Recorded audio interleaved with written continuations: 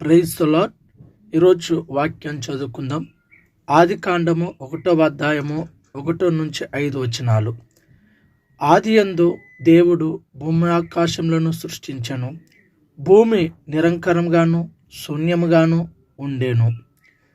చీకటి అగాధ జలములపైన కమ్మియుండెను. దేవుని ఆత్మ జలములపైన అల్లాడుచుండెను. దేవుడు వెలుగు కమ్మని పలకగా వెలుగు కలిగెను.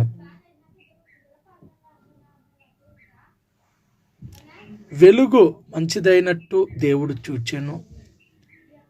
దేవుడు వెలుగును చీకటిని వేరుపరచెను. దేవుడు వెలుగునకు పగులనియు రాత్రునకు చీకటికి రాత్రి అనియు పేరు పెట్టాను.